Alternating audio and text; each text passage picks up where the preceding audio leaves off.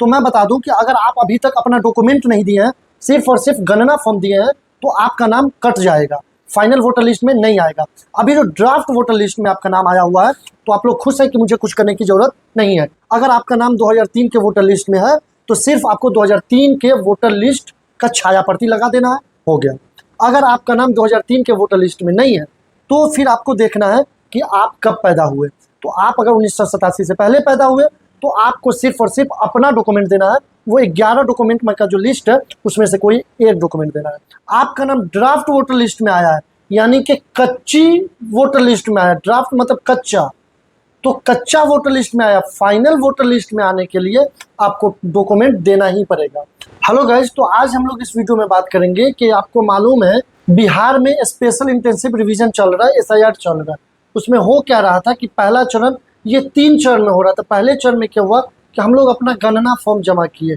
अब दूसरे चरण में जो लोग गणना फॉर्म जमा किए हुए हैं लेकिन डॉक्यूमेंट नहीं दिए, उनको डॉक्यूमेंट देना है। तो मैं बता दूं कि अगर आप अभी तक अपना डॉक्यूमेंट नहीं दिए हैं, सिर्फ और सिर्फ गणना फॉर्म दिए हैं, तो आपका नाम कट जाएगा, फाइनल वोटर लिस्ट में नहीं आएगा। अभी जो ड्राफ्ट वोटर लिस्ट में आपका नाम आया हुआ है, तो आप लोग खुश हैं कि मुझे कुछ करने की जरूरत नहीं है, लेकिन वो गलत है। आपका नाम ड्राफ्ट वोटर लिस्ट में आया है, यानी कि कच्ची वोटर लिस्ट में आया। ड्राफ्ट मतलब कच्चा, तो कच्चा वोटर लिस्ट में आया। फाइनल वोटर लिस्ट में आने के लिए आपको डॉक्यूमेंट देना ही पड़ेगा। तो उसको आप कैसे चेक करें कि आपका डॉक्यूमेंट जमा है नहीं है?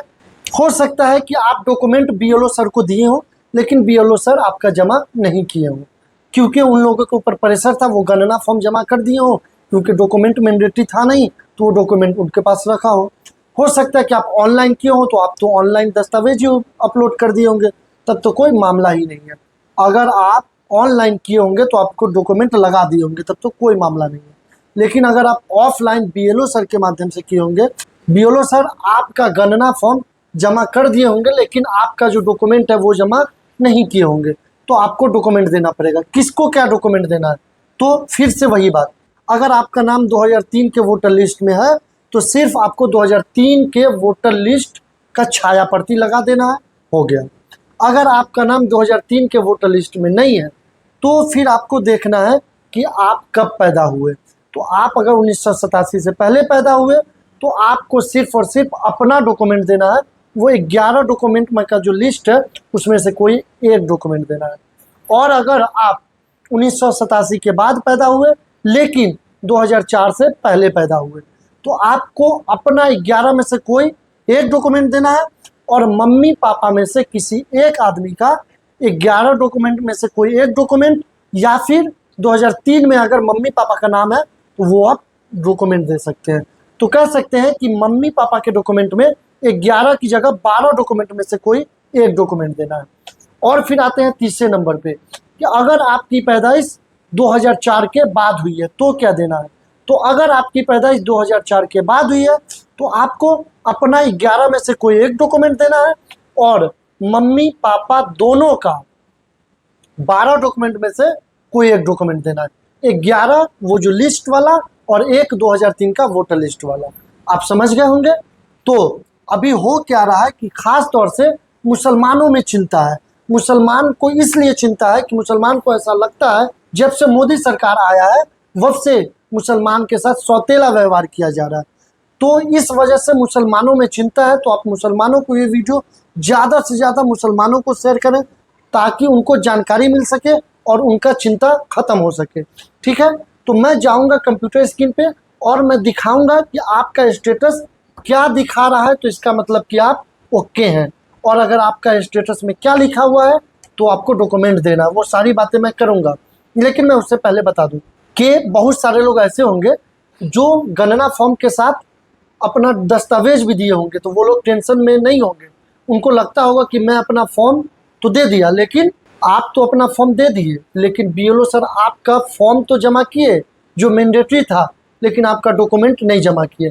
तो आपको भी स्टेटस देख लेना कि आपके स्टेटस में क्या दिखा रहा है। अगर आपके स्टेटस में दिखा रहा है कि आपका फॉर्म जमा है, दस्तावेज बाकी है, तो फिर से डॉक्यूमेंट दे दीजिए। और अगर आपके फॉर्म में दिखा रहा है कि आपका डॉक्यूमेंट भी जमा हो गया, तब तो कोई टेंशन ही नहीं है। तो मैं बता दूं कि नॉर्मली जो ऑनलाइन किए हैं, उनके में दिखा रहा है कि फॉर्म जमा है, सॉरी फॉर्म के साथ दस्तावेज भी जमा है। जो लोग भी बीएलओ को दिए हैं उसके में नहीं दिखा रहा है, उसके में दस्तावेज फिर से मांग रहा है। तो आप उसको चेक कर लेंगे। चेक कैसे करना है वो सारी बातें मैं चलता हूँ कंप्यूटर स्क्रीन पे, चेक करता हूँ, फिर मैं आपको बताता हूँ। तो मैं आ गया हूँ इलेक्शन कमीशन ऑफ इंडिया के ऑफिशियल वेबसाइट पे। यहाँ आना कैसे है, किसी भी ब्राउजर में जाएंगे और लिखेंगे voters.eci.gov.in। ऐसे मैं इस वेबसाइट का लिंक मैं कमेंट बॉक्स में पिन कर दूंगा। उसके बाद इस वेबसाइट पे आने के बाद आप देख रहे हैं सबसे बड़ा यहाँ पे दिया हुआ है search your name in draft roll, इसको क्लिक करेंगे। उसके बाद अपना स्टेट सेलेक्ट कर लेंगे बिहार। उसके बाद यहाँ पे अपना ईपिक नंबर डालेंगे, कैप्चा डालेंगे और यहाँ सबमिट कर देंगे। तो आपका स्टेटस बताएगा कि आपको डॉक्यूमेंट देना है या आपको डॉक्यूमेंट नहीं देना है। ठीक है, तो मैं दोनों केस का चेक करके बताऊंगा। एक ऐसा भी बताऊंगा जिसको डॉक्यूमेंट देना रहेगा, एक ऐसा भी बताऊंगा जिसको डॉक्यूमेंट नहीं देना रहेगा। ठीक है, तो मैं यहाँ डालता हूँ ईपिक नंबर, फिर मिलता हूँ। तो आप देखेंगे कि यहाँ इनका नाम लिखा करके आ जाएगा जो भी है, और इनका यहाँ WN के नंबर रहेगा। उसके बाद आप देख रहे हैं यहाँ पे लिखा हुआ है कि आपका नाम 1 अगस्त 2025 को प्रकाशित प्रारूप निर्वाचक सूची में शामिल है। इसका मतलब कि आपका नाम शामिल है, आपको कोई डॉक्यूमेंट देने की जरूरत नहीं है, क्योंकि अगर डॉक्यूमेंट देना रहता तो यहाँ पे लिखा रहता। चलिए मैं किसी और का चेक करता हूँ। तो मैं एक और वोटर ID नंबर डाल के सबमिट पे क्लिक करता हूँ। तो आप देख रहे हैं यहाँ इनका नाम आ गया जो भी नाम है।